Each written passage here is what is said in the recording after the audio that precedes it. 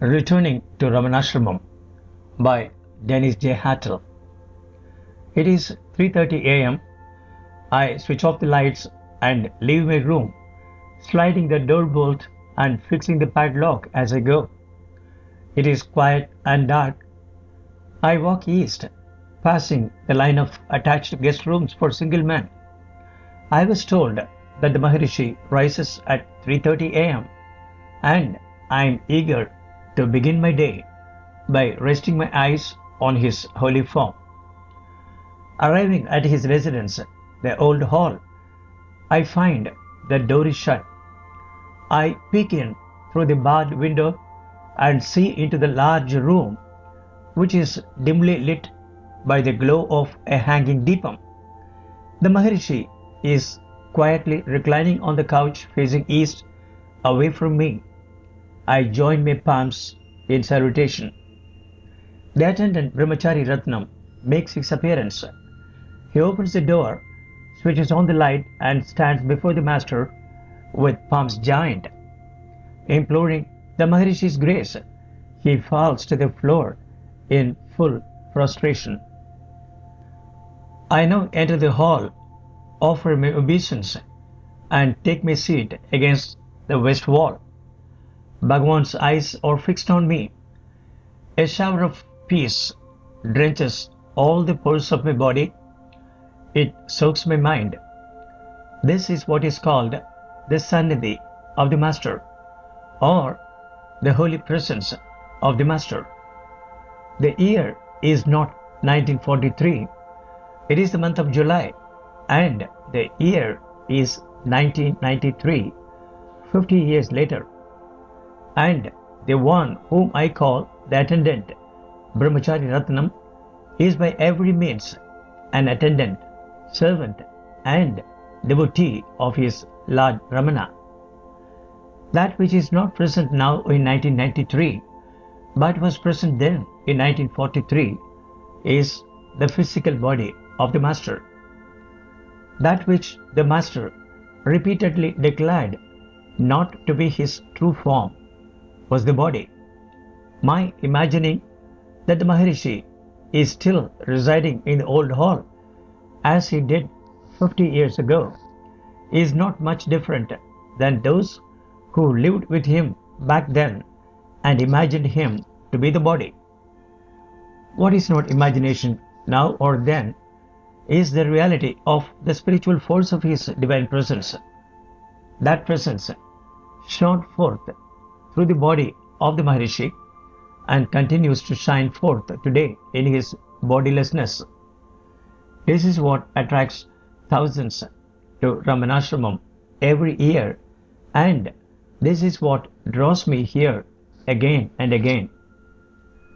Every morning, Brahmachari Ratnam arrives at the ashram between 3 and 4 a.m. After passing through the ashram gate in the early morning, he will first prostrate before the closed doors of the mother's temple, then before the closed doors of Bhagavan's shrine, and just before entering the old hall, he will reverently salute the holy mountain Arunachala. His eyes look straight ahead. His steps are quick and movements controlled and exact. Wearing a white dhoti with a collarless white short-sleeved shirt, barefooted with closely cropped hair, this Bhakta of Bhagavan quietly moves about the ashram unnoticed. He immediately reminded me of the Maharishi's attendant Madhava, who died in 1946 and is briefly seen in the ashram's archival film and other photographs. For Bhakta Ratnam, Bhagavan's disembodied state is immaterial. His every movement and look proclaims his unalloyed devotion to his Master. Once inside the old hall, he follows a consistent routine. With sincere devotion, he cleans around Bhagavan's couch, sweeps the hall, and then performs arati to the Maharishi's photo. Throughout it all, he is seen to be supplicating the Master's grace. Though there was rarely anyone other than me witnessing this scene, it made no difference to Brahmachari Ratnam, for in his vision of the world, only he and Bhagavan existed. Never did I see him speak to anyone unless he was spoken to, and this I saw on only 2 occasions. Never did I see him idle for a moment. In the early mornings until breakfast, he would remain in the old hall in prayer and meditation. In the afternoons and nights, I would see him sitting in the Samadhi hall for many hours each day. In a consistent manner, I saw him sitting in prayer and meditation. If he moved about, it was only to attend the pujas in the mother's shrine and to ring the bells at Bhagavan's shrine during worship. His whole life was directed to Bhagavan and his sadhana. He is a rare example of one-pointed dedication and devotion, an invaluable asset to the ashram and an inspiration for all. It once happened that for 2 successive days he was absent from the old hall in the mornings, nor did I see him meditating in his regular spot during the day. In his place, an ashram worker would come in the morning, unlock the door of the old hall, casually turn on the light, ignite some incense and leave. Feeling his absence, I asked the ashram office manager where he had gone. He was surprised to hear from me that he was gone and mentioned that he is so quiet we hardly know when he is around. Inquiries led to the news that he left for his home to look after his sick mother and was expected to be away for a week or 2. In the evening, an office assistant gave me the key and asked me if I would open the old hall in the mornings during Brahmachari Ratnam's absence. Officially, the hall would be open only at 5 a.m. But during all my visits to the ashram, I noticed there were always some aspirants who desired to come to the old hall earlier, and it would invariably be open.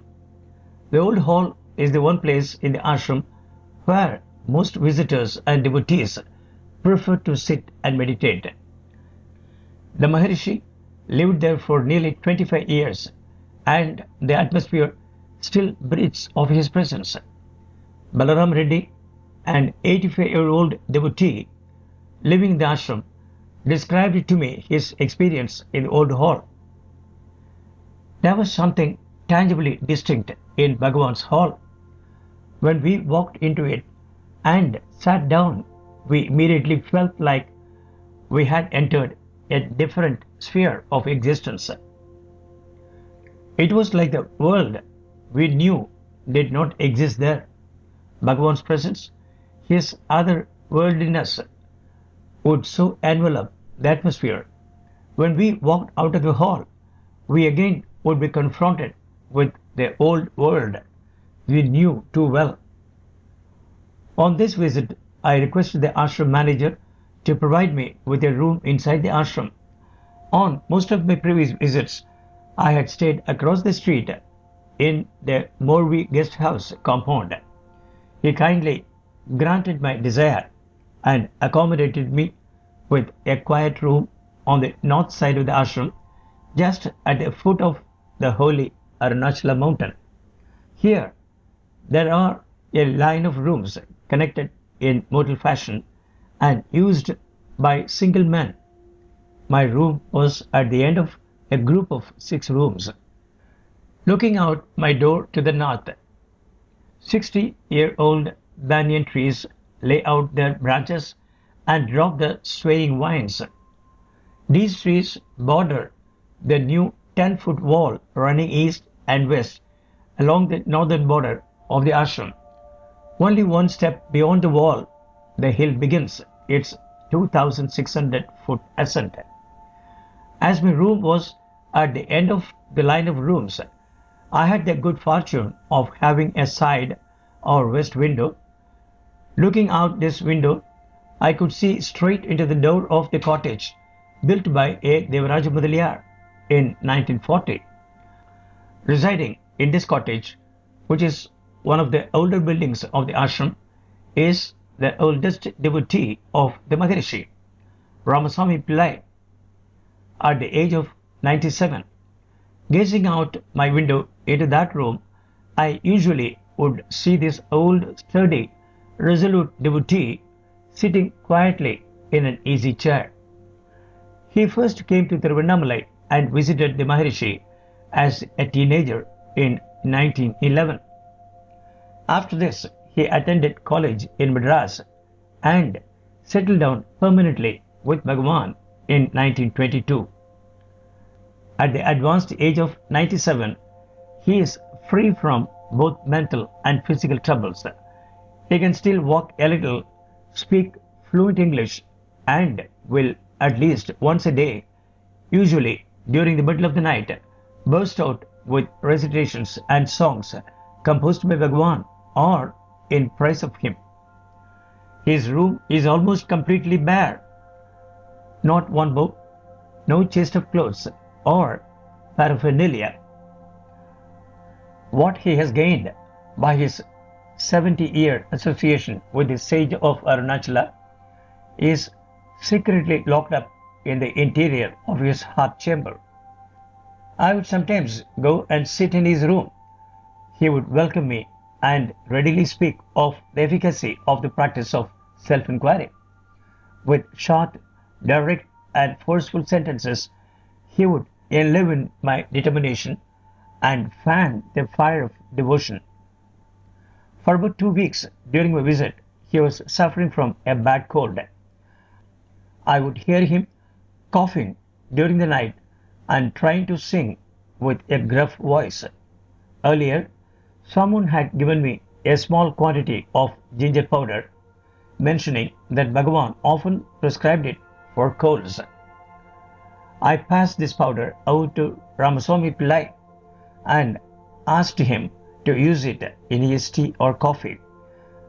I told a friend of mine about Ramaswamy Pillai's bad cold. This friend, who has known him for many years, went to his room and inquired about his health. In his old age, Ramaswamy Pillai's hearing has faltered, so anyone speaking to him has to speak loud and clear. I heard the following loud and clear conversation of my friend with Ramaswamy Pillai. Friend: how are you, Swami? Ramaswamy Pillai: oh, I'm fine, by Sri Bhagavan's grace. Friend: but your voice sounds like you have a cold or something. Ramaswamy Pillai: no, I'm quite all right. Friend: but Swami, someone told me you are having a bad cold and you are not well. Ramaswamy Pillai: who told you that? I am quite fine. There is nothing wrong with me. It must be this stubborn indifference to his body and physical wants that has resulted in his contentment, peace, and long life. It was a stubborn determination that brought him here 70 years ago on the day of his marriage. His father had forced him into submitting to the marriage proposal, but he fled. One day, sitting beside him in his small room, he turned and intently looked at me, mostly with his right eye, as the other is trailing him, and asked, do you repeat it? Me: repeat what? Ramaswamy Pillai: the prayer. Do you constantly repeat it? You have to constantly repeat it. Me: what prayer? Ramaswamy Pillai: Akshara Manamalai, the 108 verses Bhagavan wrote on Arunachala. This itself is a powerful mantra. He was not just talking theory to me that day. In earlier years, I would hear him sing this Tamil hymn over and over again for hours, and this, to the displeasure of some visitors and residents, would often go on in the middle of the night. but others within hearing range would welcome this nightly outpouring of devotion, taking it as a reminder that night and day we have to keep up the remembrance of God and abide in Him. Ramaswami Pillai occupies a permanent place in the history of Ramanasramam and the Maharishi's disciples. The banyan trees near my room were the favorite haunt of the resident monkey tribe of Ramanasramam.